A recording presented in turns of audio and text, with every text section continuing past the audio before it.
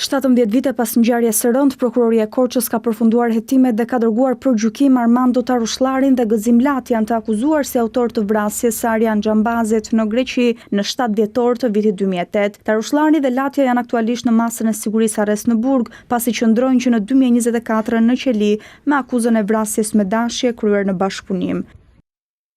Referuar akteve, provave dhe indicieve të administruara gjatë fazës së hetimeve paraprake rezulton e provuar te çdo dyshimi se të pandehurit Gëzim Latja dhe Armando Tarullari në datë 7 dhjetor 2008 rreth orës 00:10 në Athinë në bashkëpunim me njëri tjetrin pas një konflikti të dhunshëm midis dy grupeve shqiptare për motive të dobta, i kanë shkaktuar shtetasit Arjan Xhambazi dëmtime në pjesë të ndryshme të trupit si pasojë e goditjeve me grush, shkopinj dhe thik, ku referuar autopsisë si shkak i vdekjes është konkluduar dëmtimi i rënd i pjesës së majt kraharorit dhe zemrës që vjen si rezultati i goditjeve vdekjeprurëse.